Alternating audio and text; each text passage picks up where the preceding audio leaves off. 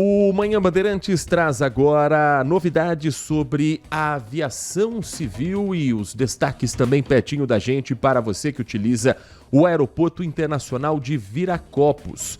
Uma das novidades é o uso de equipamentos que fortalecem a inspeção de segurança no Aeroporto Internacional em Campinas. Foram inaugurados esses equipamentos para o acesso ao embarque internacional.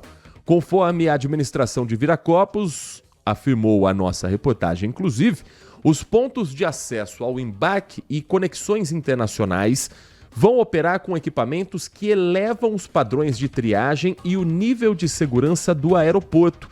E há uma expectativa para que em breve isso seja também utilizado em voos domésticos.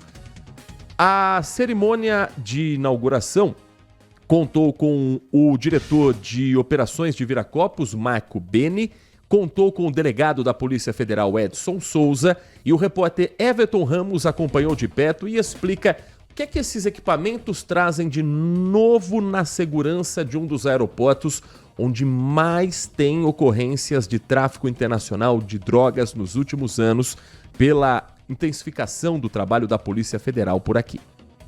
Scanners corporais, detector de traços explosivos e raio-x de dupla visão. Equipamentos de alta tecnologia doados pela TSA, agência que administra a segurança da aviação civil nos Estados Unidos.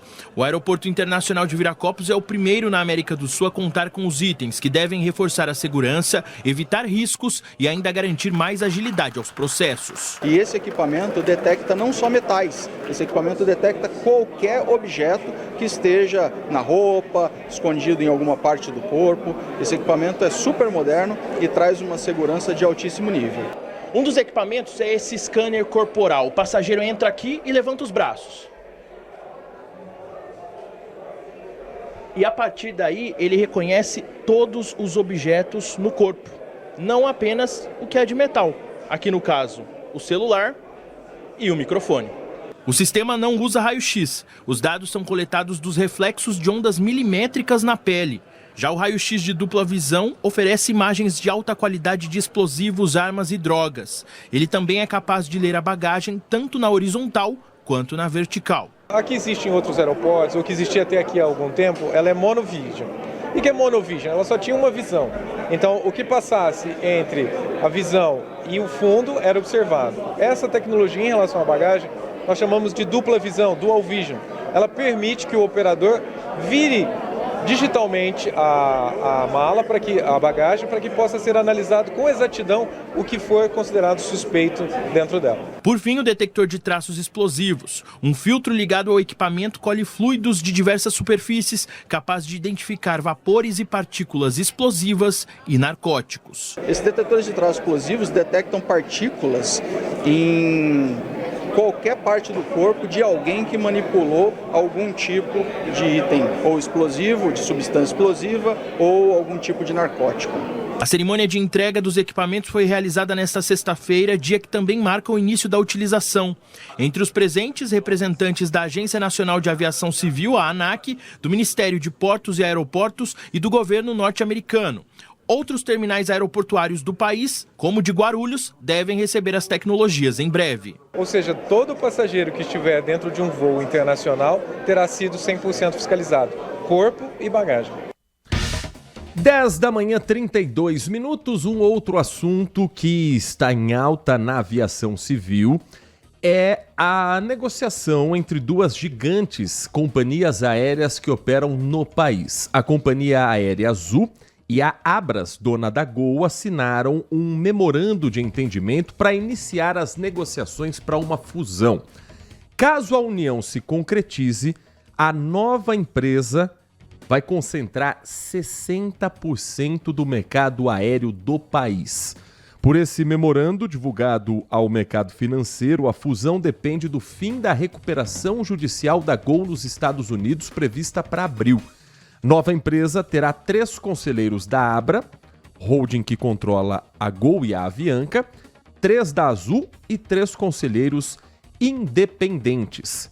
Vamos entender um pouco mais como funcionam as leis também no Brasil para esse tipo de fusão e o que isso pode ter de impacto na aviação civil, inclusive no Aeroporto Internacional de Viracopos, que tem boa parte da operação nas mãos da Azul Linhas Aéreas. Nossa convidada nesta segunda-feira é a doutora Patrícia Agra, advogada, sócia do Direito Concorrencial do escritório L.O. Batista. Doutora Patrícia, muito bom dia. É um prazer ouvi-la aqui no Manhã Bandeirantes. Bom dia, o prazer é todo meu. Doutora, a gente sabe que no Brasil existe o CAD, que é o Conselho Administrativo de Defesa Econômica, que serve justamente para avaliar situações que muitas vezes possam atrapalhar a livre concorrência no país. O CAD está de olho também nessa movimentação entre as duas gigantes companhias aéreas do Brasil? Não tenha a menor dúvida.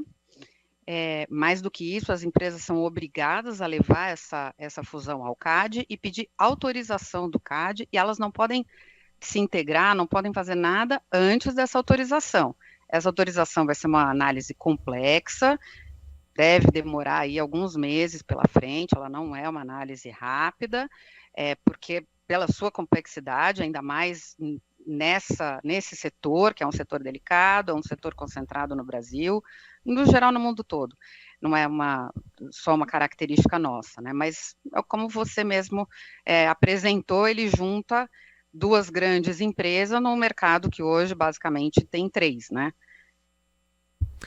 Doutora, a gente lembra de algumas fusões que aconteceram no Brasil de empresas, me lembro 25 anos atrás, por exemplo, praticamente isso, quando houve a fusão de duas gigantes marcas de bebida, Brahma e Antártica, que se juntaram e criaram a Ambev. Houve uma discussão na época sobre livre concorrência, mas isso acabou sendo, de certa forma, autorizado a funcionar. Agora, quando a gente está falando de aviação civil, existem regras mais específicas do que, por exemplo, para o setor de alimentos e bebidas?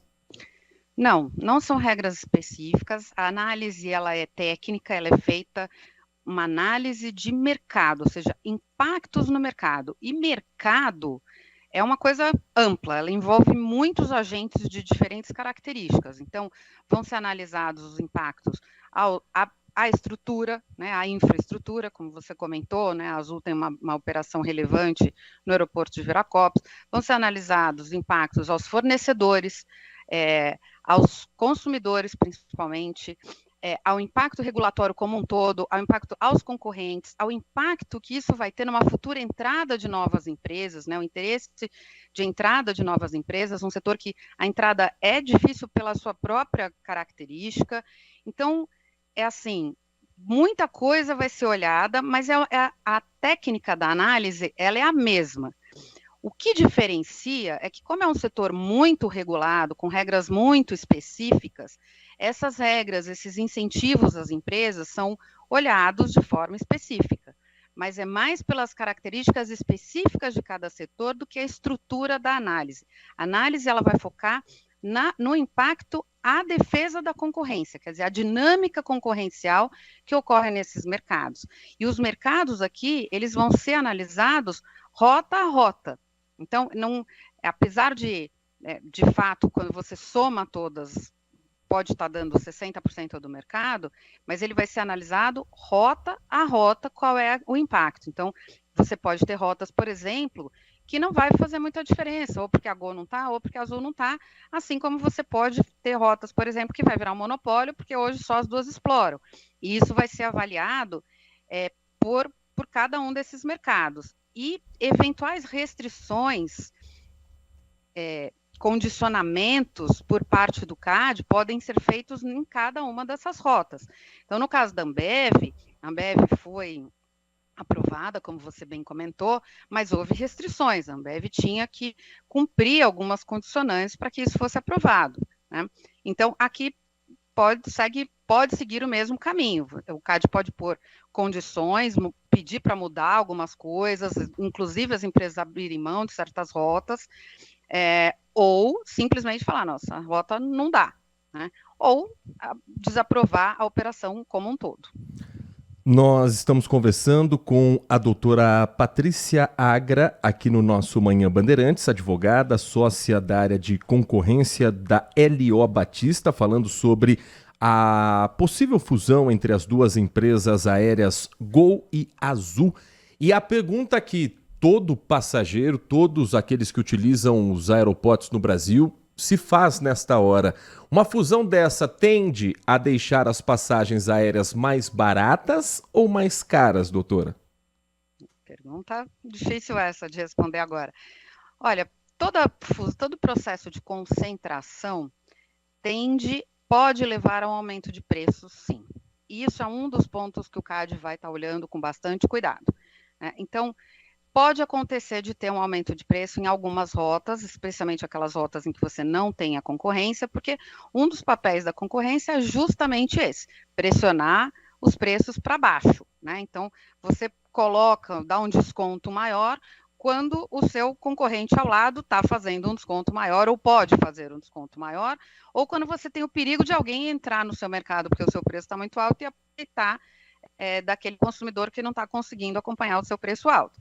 Então, uma fusão, todo o processo de concentração pode gerar preços mais altos, é esperado que gere preços mais altos em algum desses mercados, mas o CAD também vai estar olhando isso, né? Por outro lado, as empresas também ganham em eficiência, né? Então, pode eliminar as duas empresas fazendo rotas que não têm demanda para isso, né? Então cai o custo da empresa, eles podem otimizar os custos das duas empresas juntas, e isso também pode ser levado a uma melhora tanto nos serviços prestados ao consumidor, quanto na própria tarifa. Quando a gente fala de viagens aéreas, muita gente se programa com uma enorme antecedência. Então, tem gente que já tem passagem comprada para as férias de fim de ano pela Azul, pela Gol. Mesmo agora, em janeiro, já tem passagens vendidas para setembro, outubro, novembro.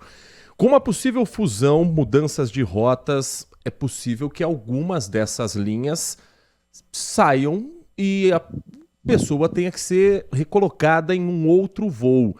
Isso, de alguma forma, o consumidor pode buscar seus direitos? Quem, por exemplo, comprar uma passagem da Gol para dezembro e essa passagem for de uma linha que até lá não existirá mais, a quem recorrer? Quais são os caminhos para não se prejudicar numa história como essa, doutora? Olha, a ANAC e os órgãos de defesa do consumidor, como o PROCON, a Secretaria Nacional do Consumidor, do Governo Federal, do Ministério da Justiça, são os órgãos que vão cuidar do consumidor, né, que cuidam do consumidor na aviação comercial e devem ser acionados, né? A primeira coisa, as empresas vão ter que apresentar um plano para esse consumidor, o consumidor não pode ser prejudicado, não será prejudicado.